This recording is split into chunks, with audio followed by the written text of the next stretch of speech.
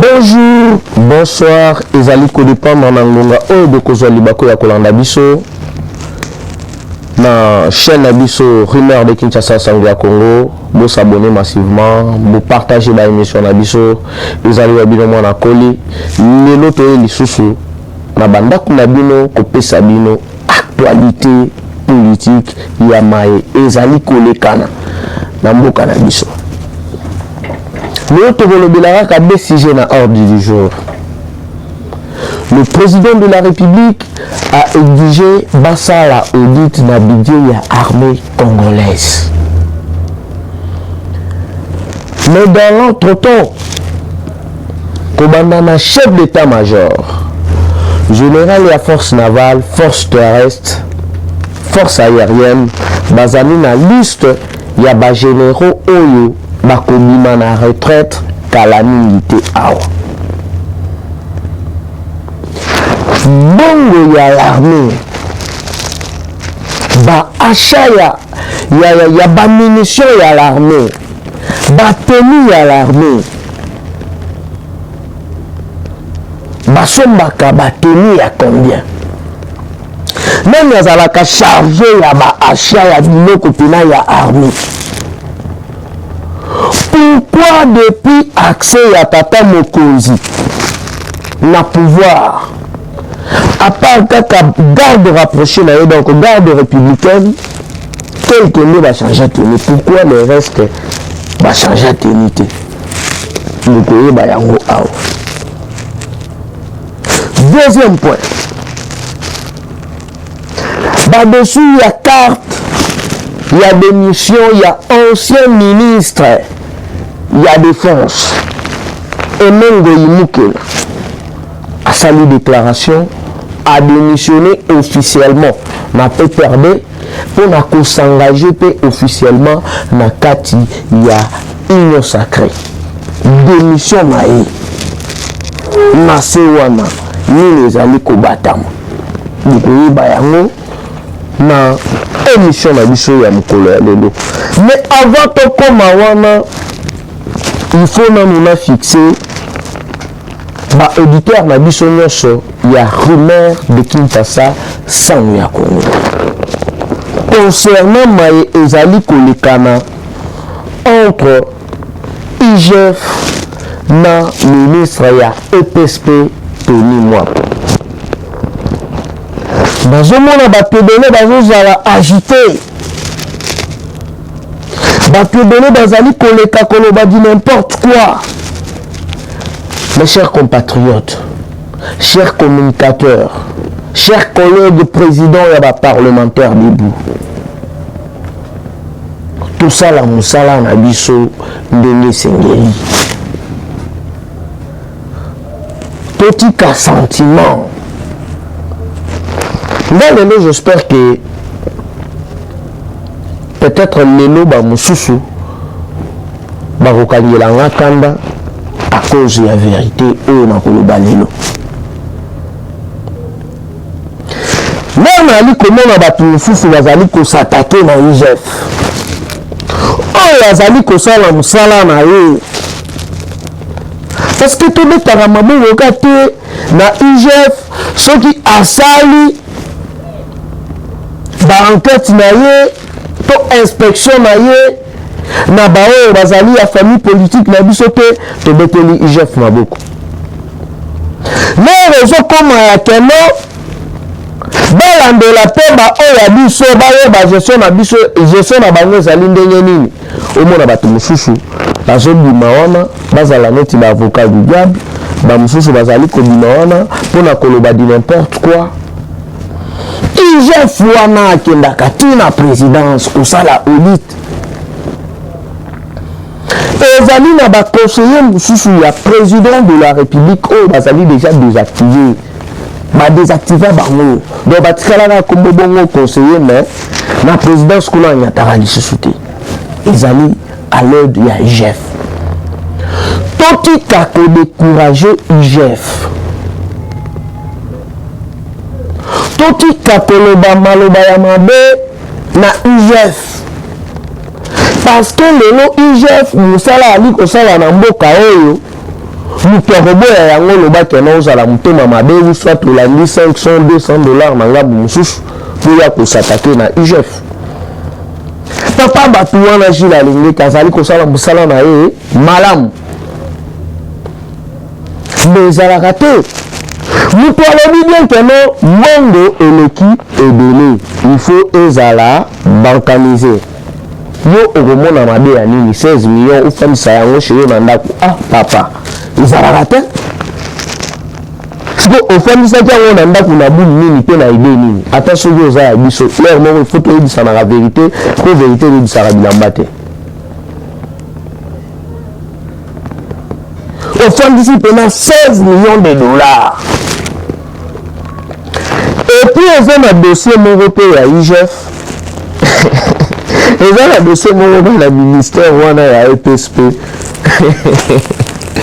tala nga so bobengi wana oya te oteno na ya na siège ya EPSP nasala émission nakotela bino nga na kosala na nga yango te nga nazosoutenir nde IGF azali kosala mosala na ye malamu ngai na kosala na nga yango te donc bobenga na bino nga te po so bobengi nga kuna nakoyokisa bino nde soni nakoloba nde vérité nakoleka mpo na kolia monoko te mpo na kokotela yo mpe notoni nakokotela na ngai ye te parce que na baémission tout nalandelaka ndenge makambo ekendaka baaction na ye asalaka ya malamu toyaka awa tozali kofélicite ye mais oyo ya tour oyo papa 16 millions eza ebele mais boni olingi okamata 16 millions otyango na ndako epuis plus grave 16 millions wana ezali ya basurveillant mpe zoka nde ezali ya baenseignant oyo basalaka déjà bankanisé baza na bakarte na bango bakia baza na baaccès na bango sikoyo ozwaki yango okoki odeplace yango mpona kosala na yango nini toede faci ko papa toede faci lere tozali bacommunicateur elingi koloba keno ya malamu tobeti maboko ya mabe todenonse yango etino oleki oteno bando nyonso baza bana ya ndaku bana ya ndaku ya wapi wana ezali façon nini ya kokommunike wana yo ezali communicateur ya UDPS ozoleka mpona koloba babiloko ya lolenge wana oconteur biso nde ifo tozala exemplaire ya kosunga tata mokonzi ya keno vision na ye ezala vraiment econtinue na baaction na ye nyonso tout déjà asala oyo aprometaki peuple congolais to appuye baaction wana mais nani moko na biso azali kotriche il faut kodénonce yango yo kozala agité kotinda bato kobenga bacommunicateur boya na ministère ya EPSP boloba tala nga nakoya na nga te et puis plus grave ezali nini contrat moko société moko allemande bayaki awa mpona kopesa bana classe nyonso na place ya bacarte d'élève na bamacaron ya baélève finaliste bapesa bango na place basalaka bacarte na biso oyo ya kala wana plastifie bapesa bango bacarte biométrique bayaka nano baproposa na bato oyo baleka baproposa 2 millions marché wana esimba te mais kaka na ministère ya EPSP wana baye basololi ndenge ezali wana bato wana balobi te bakopesa 22 millions mbongo wana ezali déjà quelque part dossier mosusu yango wana il faut kolandela mbongo wana ekokende wapi ekosala nini epuis bana nini to baélève nini na RDC bakozwa bakarte wana biométrique so ede faci papa eza mpe kosala baspectacle ebele menacé se bozali kosala makambo mosusu non yali malamu te boluka te komanipule opinion Gilles alingeti akoselaka mutu likambo te. Yo asalaka mosala na ye akamati dossier atindi na justice. Yo soki olingi kose défendre, zela maire justice akobenga yo okei kuna na bamoyen de défense na yo. Tomona yango mpe awa kaka na Matata Mponi. Ngai na koporte IGF plainte. IGF alinga salir nga na dossier ya boye na dossier ya boye. Mais lelo yango wana ekomi oteno poison fona kende ko se faire libanda. Lelo ekomi awa oteno bayaki ko menacer nga na ndako. Yo mutu baye ko menacer, ozali ko filmer na la police oyo police canal de atikera biso. Baye bakanga yo na makasi. Bazo tika yo siko na téléphone ozo filmer, tika biso to fanda. Donc oyo nga na koloba donc opinion na nga eza boye. Ba communicateur totika sentiment. Totika sentiment. Tout ça mosala na biso ndenge esengeli sans parti pris, sans injustice. Parce que to s'attaquer na IGF. Donc aux allez qu'on s'attaquer na vision ya chef de l'État. Parce que lelo batebele bakomi na kobanga ya kotia maboko na gasi ya l'État kozwa misolo ya l'État mpona kaka IGF wana. Mais koleka boye koloba babilo moboye mpona kosepelisa pire vieux, mpona kosepelisa noko mwana nkasi yali malamu te. Donc tosala mosala na biso ndenge esengeli na ngambu ya bandeko oyo balobi balingaki bakwala 16 millions oyo bafandisi mpena na bakarton oyo bapesa yango na espèce. Yo okamati ndenge oyo ofandisa yango na ndako na yo ezalaka te papa. Kamata mbongo kende zongisa yango na banque. IGF azali kosala mosala na ye. Mais ozomona keno yo ozali na yo innocent, justice azali wana tozali na kati ya état de droit. Parce que IGF mosala na bango ezali kosala inspection ya finance. Soki omoni keno makambo bazoloba ezali ya likuta, justice ezali wana. IGF mpe azali na bamoyen na ye ya défense. Tomona ebele koloba boye me na suka na yango ekomi oteno tolimi tokolabore na justice. Donc botika biloko wana bacommunicateur tomeka mpe kogarde bande. Lero ozali na lisolo ya kobeta te koleka te mpona koloba n'importe quoi oteno boye ezali bana ndako moko eza makambo ya boye te. Wana ezali état de droit te. Wana tozali koyede chef de l'état te. Soki mabe ezali il faut kodénoncer yango, il faut kotanga yango na kombo. Donc ngai déjà na lobi soki keno vous se sentir léger vraiment bolimbisanga mais ezali vérité de bisara bilamba te. Ekoti na sujet na biso ya mokolo ya lelo. Sujet na biso ya mokolo ya lelo ndenge nalobelaki yango na sommaire. Tata mokonzi asengi basala audit ya budget ya armée na biso. Bandeko na nga nazoyebisa bino keno na mboka oyo eza na bamafia moko ekomaki kolekana. Donc bato bazwi bakomi kozwa yango mpena normal. Bato bazali kozwa yango neti bonjour ndenge ezalaka. Donc bato bazwi yango mpena on dirait mutu donc nde tolobaka mpena joyeux anniversaire. Bacharge yo okende osala achat ya tenue militaire ya RDC na ya la police. Bato oyo bazalaka chargé wana boyebi bango. Donc nalingi kotanga bakombo te tozali kozela justice asala nini asala mosala na ye. Bakei par exemple ndenge babandaki koloba awa toza na plus de 25 000 militaires. Na 25 000 wana il faut chaque militaire peut-être azala na 2 tenues.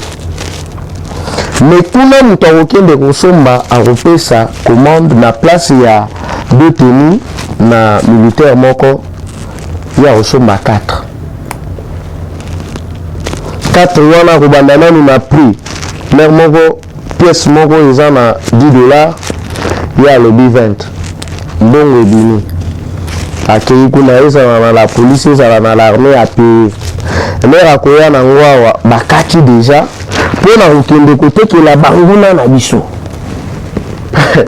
nazoyebisa bino keno liboso tozokende awa dekovivre pena baprocès télévisé na auditorat militaire. Il y a plusieurs officiers influents ya mboka oyo oyo babandaki koblage na mboka na biso oyo bazalaki batraître. Donc on prêtait pena sûrement on le dit que non on servir sous les drapeaux mais wali kosala makambo mosusu baza l'armée na biso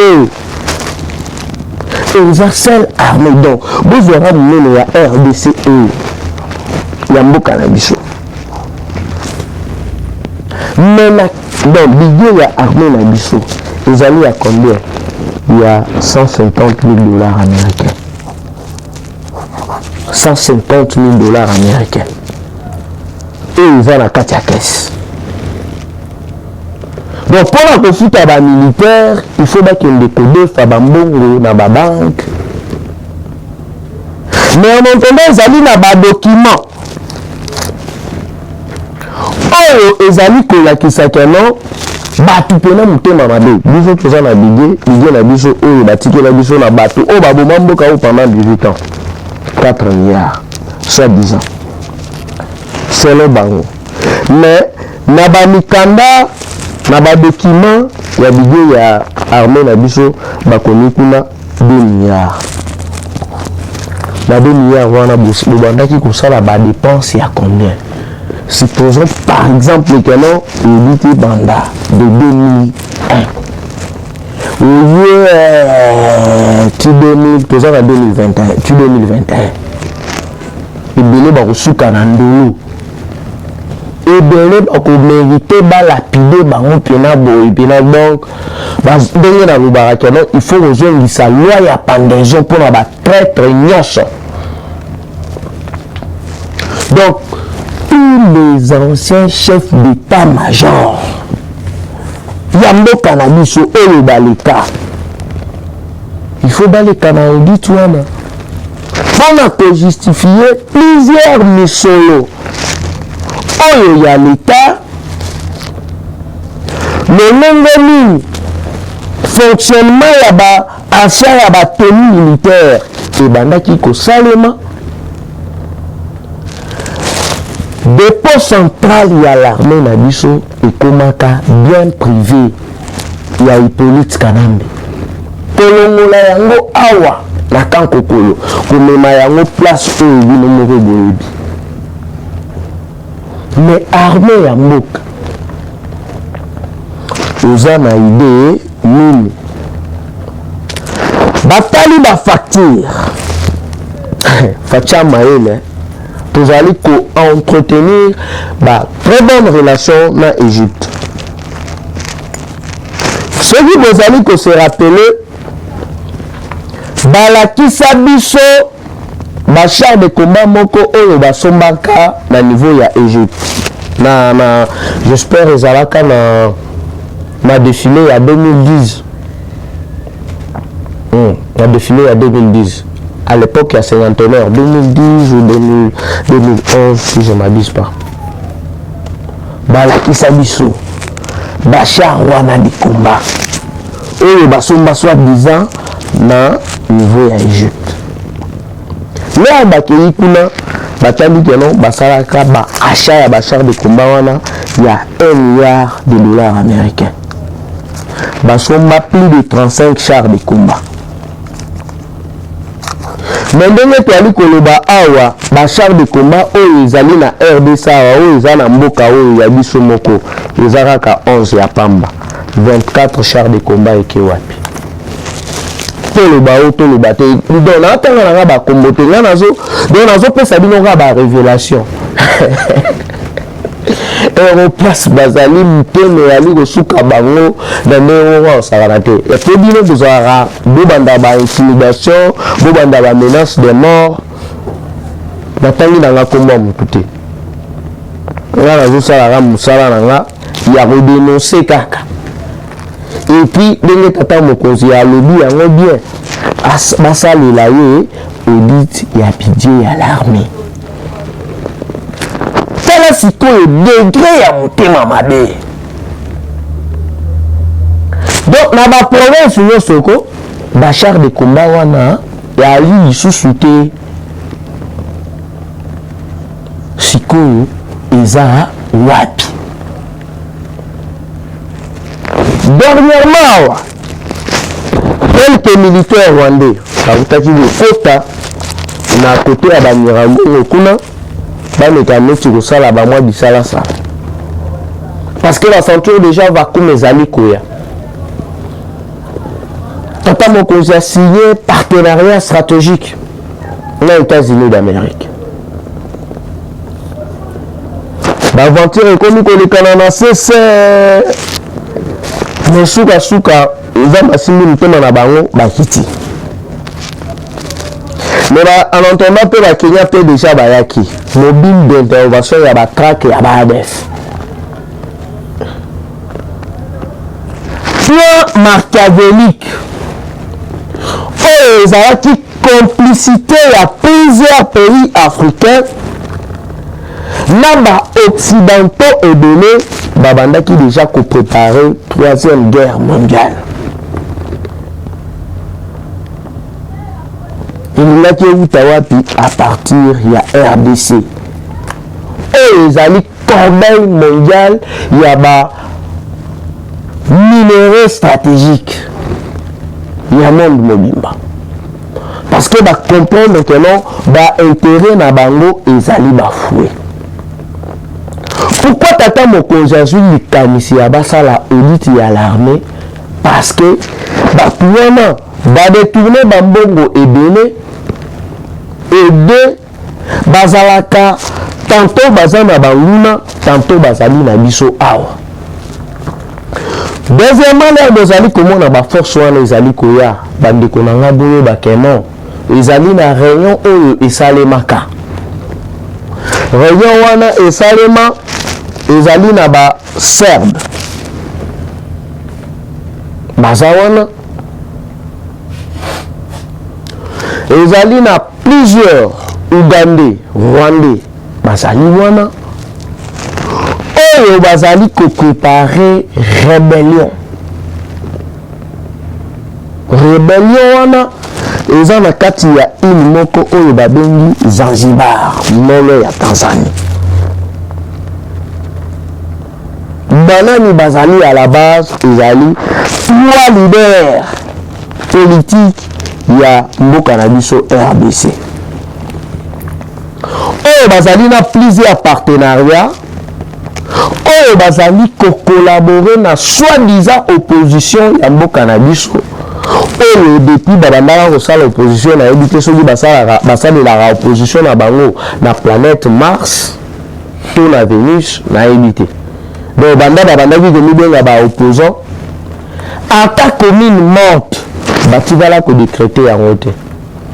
Et lelo par exemple commune ya Masina, commune ya Kingasani parce que oya bango opposition ezalaka na district moko batikala kosala yango te pour ne pas dire ville morte.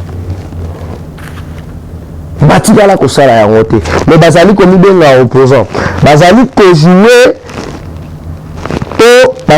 jouer na manipulation na quelques ba église en place. Eux bazali complice, eux bazali assoiffé à pouvoir parce que ba comprendre que non chole wana na lobelandeo.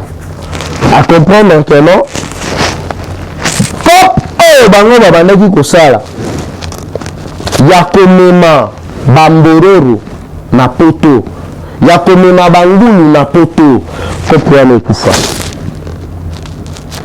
D'ailleurs prochainement na komema 2 jeunes garçons na 4 filles soki tokoka na plateau mpona kosala émission sur ça. Chole a annulé voyage, Abbé Chole a annulé voyage, Abbé Chole n'a biso ya IDPS ya communicateur père, Abbé Chole ya Simco. Annulé voyage. Na décembre. O d'ailleurs pesaki bambongo, ba famille wana ba pesi bambongo po bana na bango, ba kende na poto na Italie na cadre ya ba orphelin, ya l'église catholique, besoin degré. Besoin pena degré. Donc eza réseau. Donc ya cop na bango basala ka yango tongo batindaka ba étudiant o baza ba orphelin o ba idaka bango alors que lukuta bandeko na bango na ba cop na bango o ba matisaka bato na poto. Donc bana wana so abisho la ni la voyage na bango et puis tilelo bambongo ba pesa yi $1,500 ba oyo ba 2,000 ba 3 tilelo ba tikala kozongisa mbongo wana te ezali ngate ezali bango. Regarde bango pa basto sala na bango émission.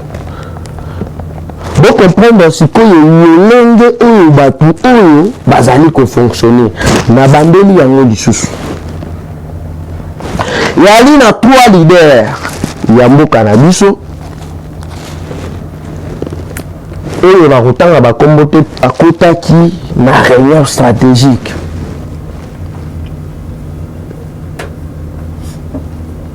Soriano Janano, Hippolyte, Namoussouf, en complicité, na 4 présidents africains.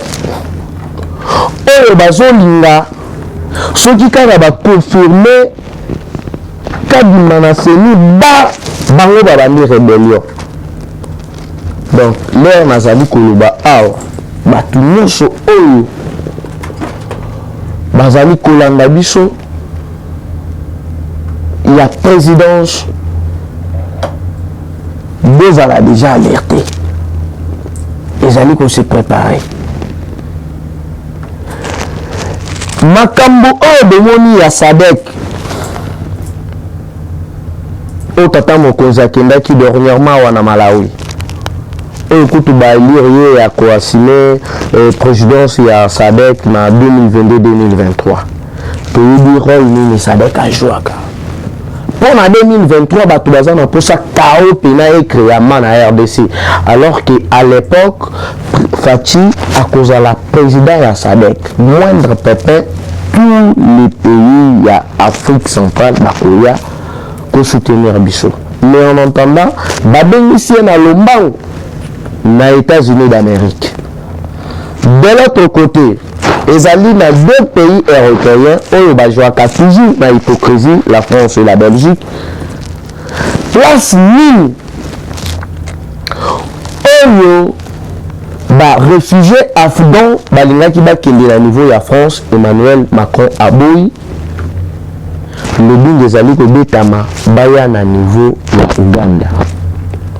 Alors l'air bakoya bakozala infiltré mususu bakobenda bango na niveau ya Rwanda babanda sikoyo kosala ba système ya bakamikaze Boko Haram Shebab et banda kolika na wapi na est ya mboka. L'heure est grave. Bosambela pona RDC, bosambela pona République démocratique du Congo. Mais mingi bande konanga ba congolais mingi bana ya République démocratique du Congo tozala ini politique ba division parce que banguna bazali kolala te guerre oyo balingi ba imposer biso eza sikoyo ba eza guerre ya les originaires na les non originaires que cache la démission, il y a ancien ministre, il y a défense, il y a Mboka na biso, Aimé Goï Moukena. On a rosala un peu bref parce que le Nganabiso et Koki, Boye Bakeno et Zalina plusieurs révélations troublantes. Le Lengeni ni Balinga qui va de côté déjà état de siège au Banda Kala.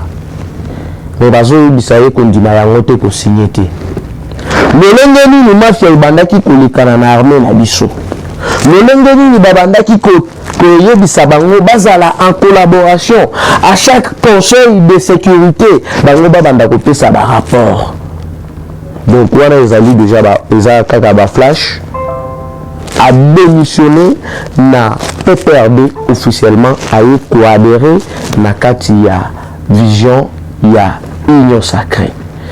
Na émission oyo koyambala asima pour développer yango lisusu ezalaki ya bino mwana koli. Bye bye et à le prochain numéro. Eshima, votre magazine qui bat au rythme de l'actualité. Retrouvez la nouvelle édition. Exclusivité, Barnabé Mouakadi, les recordmen des chiffres. Jamais la forte mobilisation des recettes et les performances de la Direction générale des impôts n'ont défrayé la chronique comme c'est le cas maintenant. Des exploits jamais réalisés sont atteints depuis la nomination du nouveau directeur général Barnabé Mouakadi Mwamba. Classé meilleur élève par l'inspection générale des finances en mobilisant 1100 milliards de francs congolais pour le mois d'avril, le directeur général Barnabé Mouakadi a sorti les grands jeux en mettant en pratique ses 27 ans de carrière au sein de la DGI. Il connaît les secrets des chiffres. En un an, plusieurs avancées sont réalisées. La traçabilité de recettes grâce à la numérisation et la digitalisation de la procédure des déclarations et paiements d'impôts, l'amélioration, les renforcements de capacités humaines et institutionnelles, la lutte contre la fraude fiscale. Le directeur général de la DGI, Barnabé Mouakadi Mwamba, veut répondre au mieux à la vision du chef de l'État Félix Tshisekedi grâce à une gestion orthodoxe. Focus, José Mpanda, blanc comme neige. Interpellé par l'Assemblée nationale, le ministre de la Recherche scientifique et innovation technologique a réussi à démontrer le réel problème de l'observatoire volcanique de Goma, mais également la nécessité pour l'exécutif et l'autorité budgétaire d'accorder à la recherche scientifique la place qu'elle mérite sur le plan budgétaire. Parité de Joseph Kasavubu à Félix Tshisekedi, les premières dames et les rôles prépondérants. Nation, Bukanga Lonzo, quelle suite après les refus de la levée d'immunité du Sénat? Enquête, l'Office congolais des contrôles se perd dans sa mission. Et Shima revient sur l'histoire des leaders africains assassinés. Les forces et faiblesses de la RDC dans ses relations internationales.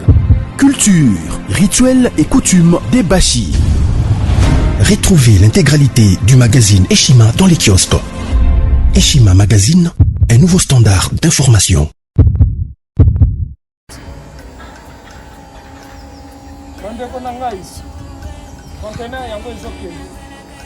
Le 26 mai, les conteneurs.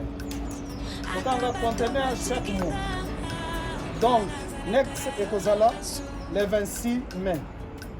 Olingo tinda velo. Mutuka. Lise aussi au kangi. Biloko tout pour même biso. Benga biso. Comme ça, toya, so même biloko totinda la Congo.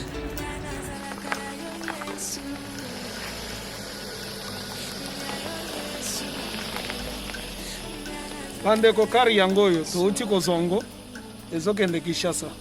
Ozana mutuka pesa biso ezoke. Merci.